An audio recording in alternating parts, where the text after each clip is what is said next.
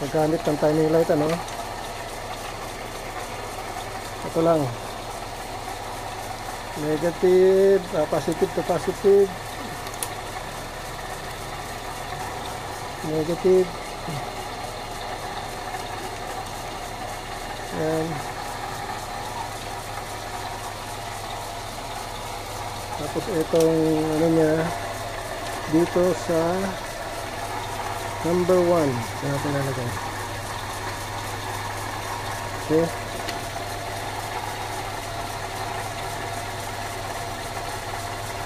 So nga pala, tingnan muna natin yung base timing nya. So pag ano ng base timing, kailangan tanggal muna yung vacuum. Tanggalin muna natin ito. Tapos takpan muna natin. So tinakpan muna natin yung vacuum natin. Ito muna natin bigyan. So ngayon, checkin muna natin yung timing natin.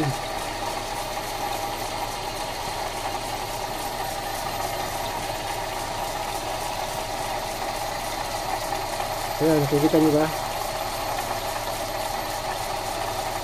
Ngayon, ayan, zoom natin. Ngayon is almost, ano pa rin siya?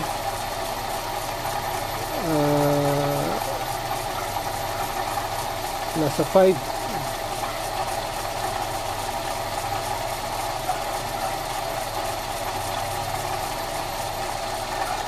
So, ito na ko muna. Dilim na.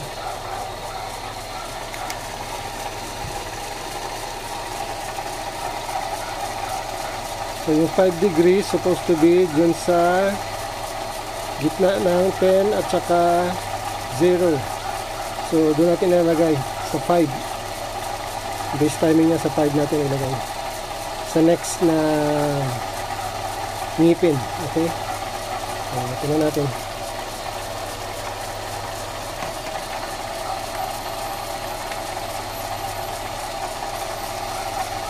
So, malayo pa. So, medyo advance pa natin. So, ayun guys, nakikita nyo, nasa 0 pa siya. Ngayon, gagawin natin 5 degrees.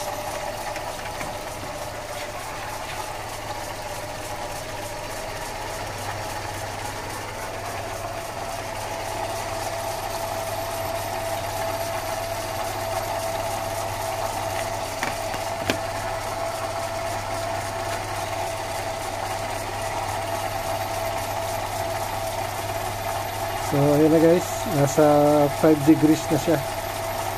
So okay na yan. Higpitan ko na. So ganun lang guys, ano. Sanayin natin.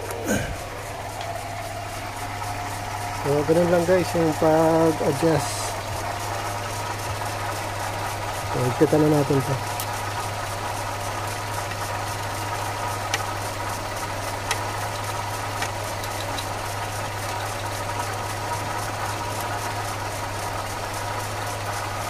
Ayan guys, nagkita na.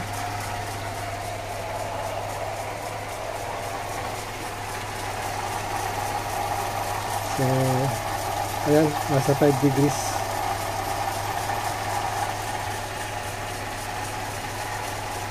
Ngayon, pag sasalpak natin yung vacuum, tingnan natin kung saan siya tatapat. So, dapat at least mga 10 to 15 degrees. Salpak muna natin yung vacuum natin.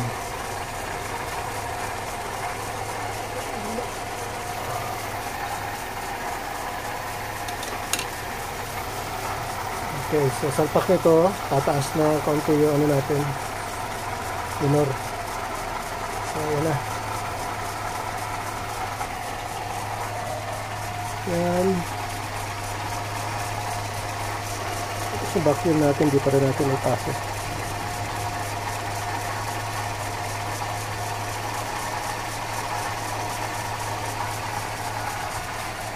So ngayon nakapasok na yung vacuum natin, tingnan natin yung present niya na timing. So ayan guys,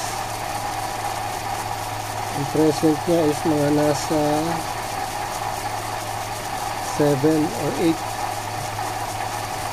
Subukan ko muna ang revolution.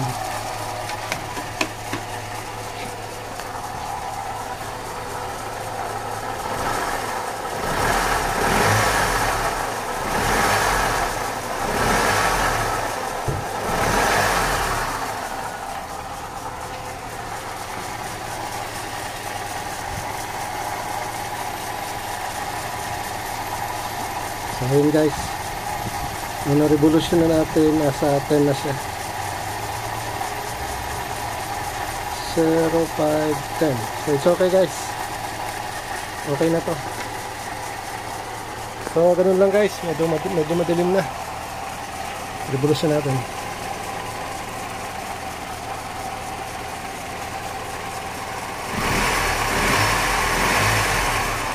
Oh, maganda. Smooth yung minor. Ayos naman.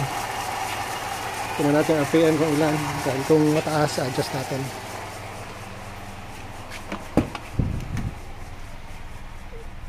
So okay na. Hindi na natin kailangan adjust to. Nasa 700 to 750. So okay na.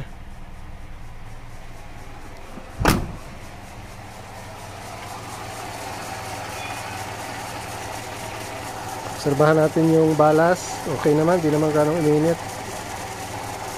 Yung coil, ganun din. Ang lamig. Okay.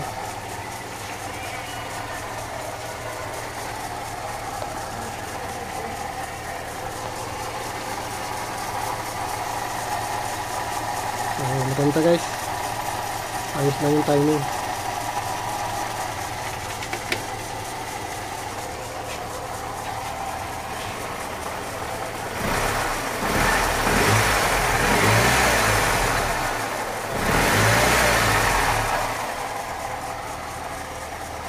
So yun guys, ang pagkabit natin ng ano, no?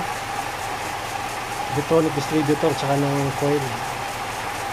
So mga ano na siguro ang nag-pass na 10 minutes na. So okay naman yung minor pa rin. Hindi nag-iinit ang coil. Ayos lang. Umulan pa. So okay guys, yun na lang. Maraming salamat. Sana may natutulong kayo. Maganda. Okay, thank you.